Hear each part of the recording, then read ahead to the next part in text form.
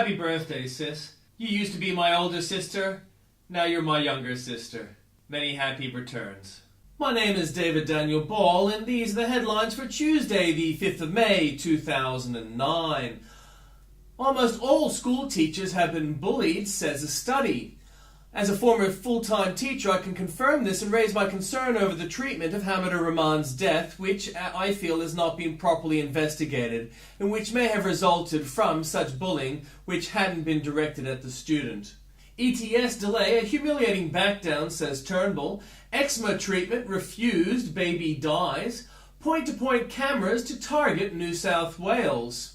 Activists blamed for deadly booby traps. Man killed deaf boy's dog as revenge. Reward to find dead father's attackers.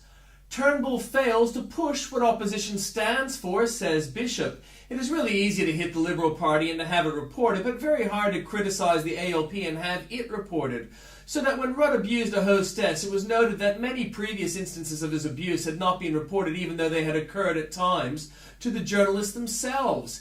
As Mr. Howard said, the Liberal Party is a broad church. Reagan called his Republicans a big tent in much the same vein. Not everyone who agrees on 80% disagrees on 20%, or rather they disagree but accept the conservative agenda within the broad church. Lefties all think and act the same, but conservatives have ideas, thoughts, scruples. Turnbull is doing a good job in my humble opinion, and Rudd is doing an appallingly bad one as leader, or as PM.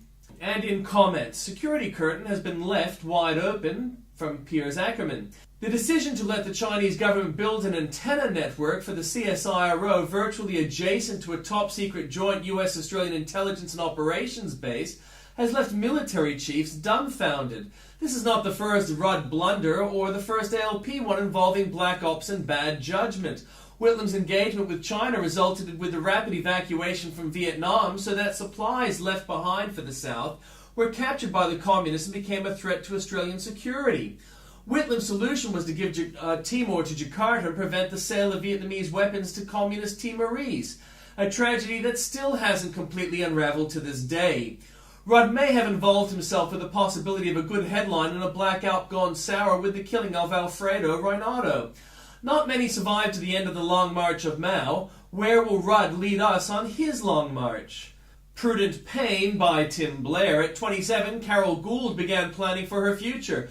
The US-born Britain-based TV producer joined an employee pension plan, then bought the flat she'd been renting and signed up for a couple of financial endowment plans.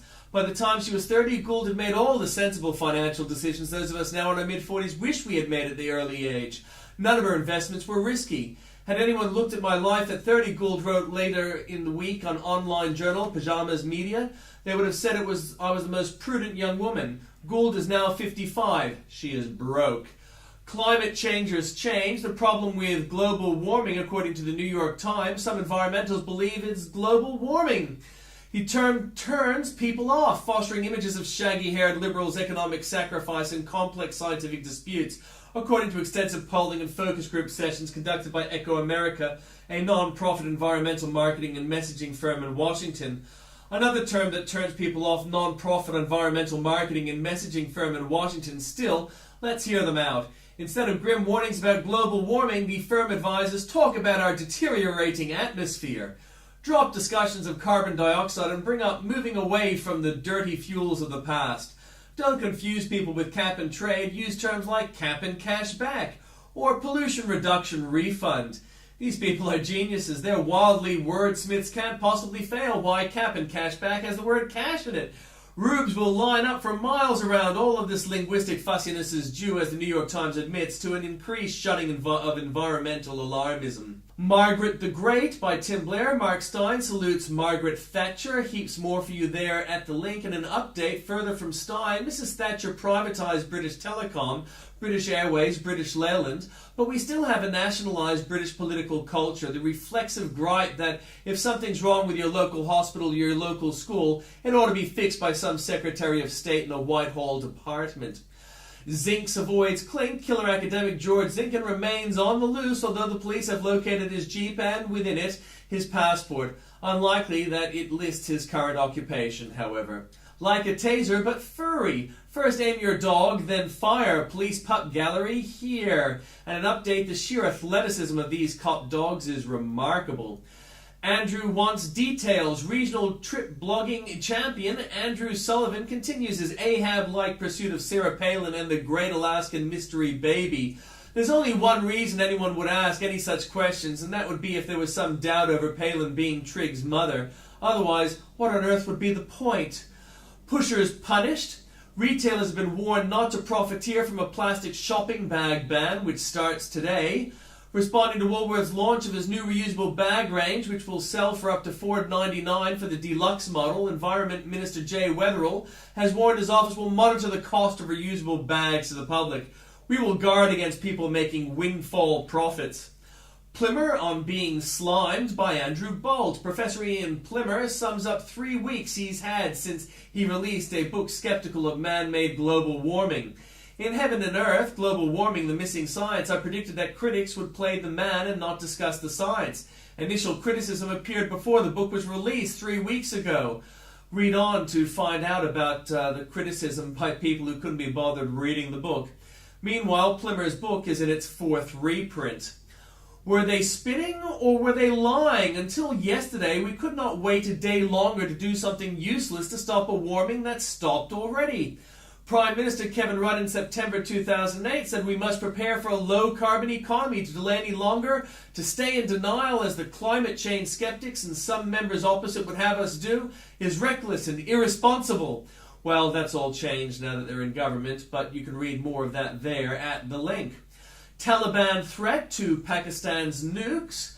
Faced with a surge of Islamic militant activity in Pakistan, the US government is increasingly concerned about the potential vulnerability of Islamabad's nuclear arsenal. Rudd backs losers. Toyota will receive federal grants of $35 million and a similar figure from the Brumby government to produce hybrid Camry vehicles in Melbourne. Set in June 2008. May 2009, sales of Toyota's Camry and Orion sedans, which are built in Melbourne, were down 50% on a year earlier. The result puts increasing pressure on Toyota's Altona manufacturing plant. Same story at Holden. Reporters salute their president. Are reporters more deferential to President Obama than they were to Presidential Bush? Stand up those who think yes. How we must pay to rescue the most helpless. Readers sue on the illegal immigrants and a better way to help those who need it. We are the very proud parents of 2 wonderful children welcomed through inter-country adoption. We get pretty cross about illegal aliens arriving on our shore. We're not racist. Heck, we have 2 terrific kids, one from South Korea and one from China. But we do get mighty cross about people who can't obey a legal process. Listed here are all the costs for children who are adopted to Australia, totaling over $20,000. Green car crashes yet another false solution to a false alarm, American Thinker reports. Environmentalism is suffering a crisis of both image and reality. 2 news stories highlights this trend. The first story is on the reality of electric cars. The German branch of the environmental group WWF has conducted a study together with IZES, a German Institute for Future Energy Systems, on the environmental impact of electric vehicles in Germany. In the best case scenario, overall national carbon dioxide emissions would only be cut by 0.1%. In the worst case, the electric car would be worse than gasoline-powered ones. And in update, a public symposium in Melbourne on natural climate change you may wish to catch, and all the information is there for you at the link.